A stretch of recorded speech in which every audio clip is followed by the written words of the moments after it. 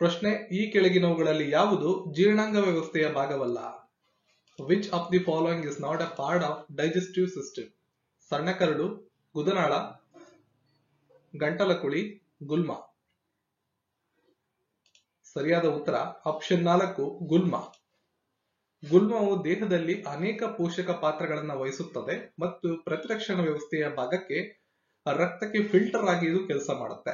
ಇದನ್ನು ಹೊರತುಪಡಿಸಿ ಉಳಿದಂತ 3 ಕೂಡ ಜೀರ್ಣಾಂಗ ವ್ಯವಸ್ಥೆಯ ಪ್ರಮುಖವಾದ ಭಾಗ ಅಂದ್ರೆ ಡೈಜೆಸ್ಟಿವ್ ಸಿಸ್ಟಮ್ ನ ಪಾರ್ಟ್ ಆಗಿರುತ್ತೆ.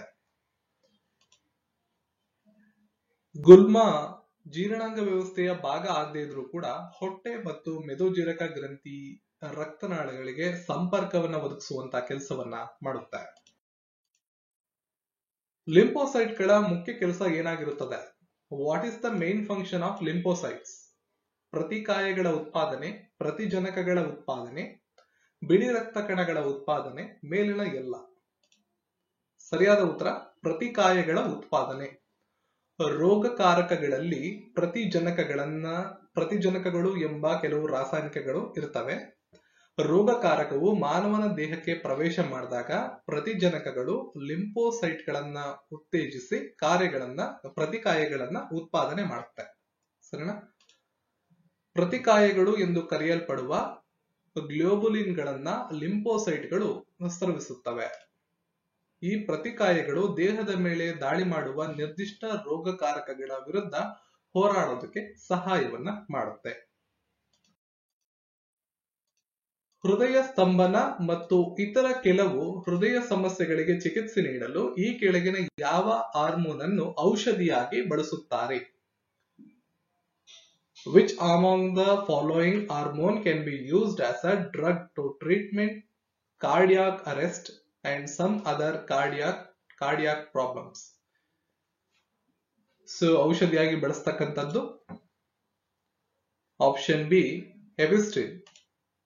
ಎಪಿಸ್ಟಿನ್ ಅನ್ನು ಅಡ್ರಿನಾಲಿನ್ ಅಂತ ಕೂಡ ಕರೀತಾರೆ. ಇದನ್ನ ಔಷಧಿ ಮತ್ತು ಇದೊಂದು ಹಾರ್ಮೋನ್ ಆಗಿದೆ. ಇದನ್ನ ಔಷಧಿಯಾಗಿ ಕೂಡ ಬಳಸ್ತಾರೆ.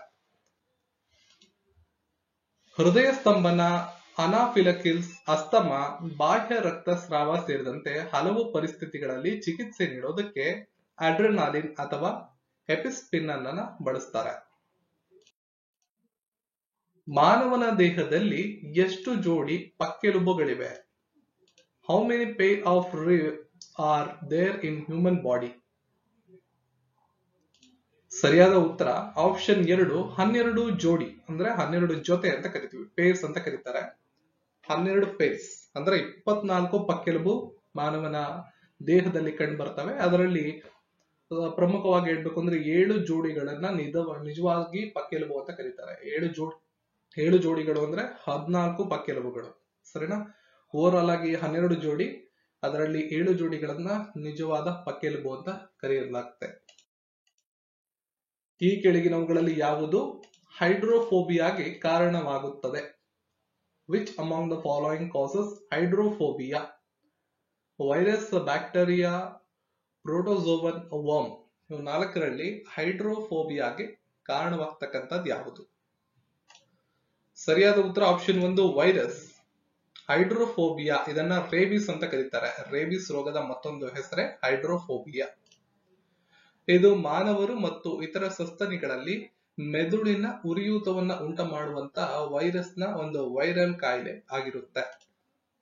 ಆರಂಭಿಕ ರೋಗ ಲಕ್ಷಣಗಳಲ್ಲಿ ಕೆಲವರಿಗೆ ಜ್ವರ ಮತ್ತು ಮೈ ಜುಮ್ಮಾನ್ಸ್ತಕ್ಕಂತಹ ಲಕ್ಷಣಗಳು ಕಂಡು ಬರ್ತವೆ ಈ ಒಂದು ರೋಗ ಬಂದಾಗ. ಹೈಡ್ರೋಫೋಬಿ. ಈ ಕೆಳಗಿನ ಯಾವ ರೋಗವನ್ನ ಯುಸೇನಿಯಾ ಪೆಸ್ಟಿಸ್ ಎಂದು ಕರೆಯುತ್ತಾರೆ? Which among the following disease is called Yersinia ಪೆಸ್ಟಿಸ್?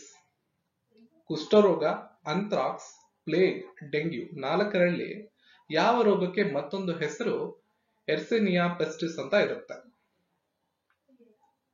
ಸರಿಯಾದ ಉತ್ತರ ಆಪ್ಷನ್ 3 ಪ್ಲೇಗ್ ರೋಗ. ಪ್ಲೇಗ್ ಎನ್ನುವುದನ್ನ ಎರ್ಸೇನಿಯಾ ಪೆಸ್ಟಿಸ್ ಬ್ಯಾಕ್ಟೀರಿಯಾ ಇಂದ ಉಂಟಾಗುವ ಕಾರಣದಿಂದ ಅದನ್ನ ಮತ್ತೊಂದು ಹೆಸರಿನಿಂದ ಕರೆಯುತ್ತಾರೆ. ಇದು ಈ ಬ್ಯಾಕ್ಟೀರಿಯಾದಿಂದ ಉಂಟಾಗುವಂತ ಒಂದು ಸಾಂಕ್ರಾಮಿಕ ಕಾಯಿಲೆ ಆಗಿರುತ್ತೆ. ಇದು ಸಾಮಾನ್ಯವಾಗಿ ಸಣ್ಣ ಸಸ್ತನಿಗಳು ಮತ್ತು ಅವುಗಳ ಚಿಗುಟಗಳಲ್ಲಿ ಕಂಡುಬರ್ತಕ್ಕಂತ ಒಂದು ಬ್ಯಾಕ್ಟೀರಿಯಾ ಆಗಿರುತ್ತೆ. ಈ ರೋಗವು ಪ್ರಾಣಿಗಳ ನಡುವೆ ತಮ್ಮ ಚಿಗಟಗಳ ಮೂಲಕ ಹರಡುತ್ತವೆ. ಸೊ ಇದು ಜೂನೋಟಿಕ್ ಬ್ಯಾಕ್ಟೀರಿಯಂ ಆಗಿರುವುದರಿಂದ ಪ್ರಾಣಿಗಳಿಂದ ಮನುಷ್ಯನಿಗೂ ಕೂಡ ಈ ಒಂದು ರೋಗ ಹರಡುತ್ತೆ. ಪ್ರೊಫೇಸ್, ಮೆಟಾಫೇಸ್, ಅನಾಫೇಸ್, ಟೆಲೋಫೇಸ್ ಈ ಕೆಳಗಿನ ಯಾವ ಪ್ರಕ್ರಿಯೆಯ ಹಂತವಾಗಿದೆ? Prophase, metaphase, anaphase, telophase are the stages of which of the following processes? ಸರಿಯಾದ ಉತ್ತರ ಆಪ್ಷನ್ 1 ಮೈಟೋಸಿಸ್ ಅಂತ ಕರಿತೀವಿ ಅಥವಾ ಮಿಯೋಸಿಸ್ ಅಂತ ಕೂಡ ಕರೀತಾರೆ. ಇವು 4 ಕೂಡ ಅದರ ಪ್ರಮುಖ ಹಂತಗಳೇ.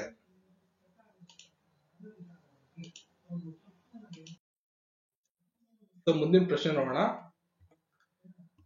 ಜೀವ ರಾಸಾಯನಿಕ ವಿಜ್ಞಾನಿಯಾದಂತ ಕ್ಯಾಸಿಮಿರ್ ಫಂಕ್ ಈ ಕೆಳಗಿನ ಯಾವ ಪರಿಕಲ್ಪನೆಯ ಮೊಟ್ಟ ಮೊದಲ ಸೂತ್ರೀಕರಣವನ್ನ ನೀಡಿರತಕ್ಕಂತ ಶ್ರೇಯಸ್ಸು ಸಲ್ಲುತ್ತೆ? ಸರಿಯಾದಂತ ಉತ್ತರ ಜೀವಸತ್ವಗಳು, ವಿಟಮಿನ್ಗಳನ್ನ ಮೊಟ್ಟ ಮೊದಲ ಬಾರಿಗೆ ಸಂಶೋಧನೆ ಮಾಡಿದಂತವರು 1884ರಿಂದ 1967ರ ಒಂದು ಕಾಲಮಾನ ಇವ್ರದಾಗಿರ್ತದೆ. ಪೋಲಿಷ್ ನ ಒಬ್ಬ ಜೀವ ರಾಸಾಯನಿಕ ವಿಜ್ಞಾನಿ ಕಾರ್ನಿಯಾಜ್ ಅವರು ವಿಟಮಿನ್ ಎಂಬ ಪರಿಕಲ್ಪನೆಯನ್ನ ಕೊಟ್ಟಂತ ಮೊಟ್ಟ ಮೊದಲಿಗರು. ಈ ಕೆಳಗಿನವರಲ್ಲಿ ಕ್ಷಯರೋಗಗಳಲ್ಲಿ ಕೆಲಸ ಮಾಡಿದಂತವ್ರನ್ನ ಗುರುತಿಸಿ. Who among the following worked on tuberculosis? TB ಕಾಯಿಲೆಯಲ್ಲಿ ಕೆಲಸ ಮಾಡಿದಂತವರನ್ನ ಗುರುತಿಸಬೇಕು. ಸರಿಯಾದ ಉತ್ತರ ರಾಬರ್ಟ್ ಕೋಚ್, ಆಪ್ಷನ್ 1. 1880ಕ್ಕೂ ಮೊದಲು ಕ್ಷಯರೋಗವನ್ನ ಅನುವಂಶಿಕ ಕಾಯಿಲೆ ಅಂತ ಪರಿಗಣನೆ ಮಾಡಲಾಗಿತ್ತು. ತದನಂತರ ಕೋಚ್ ಅವರು ತಮ್ಮ ಪ್ರಯೋಗಗಳ ಮೂಲಕ ಅದಕ್ಕೆ ಕಾರಣವಾಗಿರತಕ್ಕಂತ ಮೈಕ್ರೋಬ್ಯಾಕ್ಟೀರಿಯಂ ಅನ್ನೋ ಒಂದು ಇದನ್ನ ಕಂಡುಹಿಡಿತಾರೆ. ತದನಂತರ ಅನುವಂಶೀಯ ಕಾಯಿಲೆ ಎಂಬ ಒಂದು ಥಿಯರಿಯನ್ನ ಕೈ ಬಿಡಲಾಗುತ್ತೆ. ಟಿಬಿಗೆ ಚಿಕಿತ್ಸೆ ನೀಡಲು ಟ್ಯೂಬರ್ಕ್ಯುಲಿನ್ ಎಂಬ ಔಷಧಿಯನ್ನ ಅಭಿವೃದ್ಧಿಪಡಿಸಲು ಅವರು ಪ್ರಯತ್ನ ಮಾಡ್ತಾರೆ. ಆದ್ರೆ ಆ ಔಷಧವನ್ನ ತಯಾರು ಮಾಡೋ ಕೆಲಸದಲ್ಲಿ ಅವರು ಯಶಸ್ಸಾಗೋದಿಲ್ಲ. ಆದ್ರೆ ಇದರಲ್ಲಿ ಕೆಲಸ ಮಾಡಿದಂತ ಮೊಟ್ಟ ಮೊದಲನೇ ವಿಜ್ಞಾನಿಯಾಗಿ ಅವರು ಇತಿಹಾಸದಲ್ಲಿ ಉಳ್ಕೊಳ್ತಾರೆ. ಸೊ ಕೊನೆ ಪ್ರಶ್ನೆ, ವಂಶವಾಹಿಗಳ ಅಸ್ತಿತ್ವವನ್ನ ಮೊದಲು ಸೂಚಿಸಿದವರು ಯಾರು? The existence of genes was first suggested by whom? Gregor Mendel, George Wells Beadle, Edward Lawrie Tatum, Frederick Griffith? ಸರಿಯಾದ ಉತ್ತರ ಗ್ರೆಗರ್ ಮೆಂಡಲ್ ಅವರು ಈ ಎಕ್ಸಿಸ್ಟೆನ್ಸ್ ಆಫ್ ಜೀನ್ಸ್ ಗಳ ಬಗ್ಗೆ ಮೊಟ್ಟ ಮೊದಲನೇ ಬಾರಿಗೆ ಸಜೆಷನ್ ಕೊಟ್ಟಂತವರಾಗಿರ್ತಾರೆ. 19ನೇ ಶತಮಾನದಲ್ಲಿ ಈ ಜೀನ್ಸ್ ಗಳ ಬಗ್ಗೆ ಸರಿಯಾದಂತ ಪರಿಕಲ್ಪನೆ ಇರಲಿಲ್ಲ. ತದನಂತರ ಇವರು ಒಂದು ಗಾರ್ಡನ್ ಬಟಾನಿ ಸಸ್ಯಗಳ ಜೊತೆ ಒಂದು ಎಕ್ಸ್ಪೆರಿಮೆಂಟ್ ಅನ್ನ ಮಾಡ್ತಾರೆ. ಅದರ ಮೂಲಕ ಗ್ರೆಗ್ ಮೆಂಡಲ್ ಅವರು ಜೀನ್ ಪರಿಕಲ್ಪನೆಯನ್ನ ಸ್ಥಾಪನೆ ಮಾಡಿದಂತ ಮೊಟ್ಟ ಮೊದಲಿಗರಾಗಿರ್ತಾರೆ.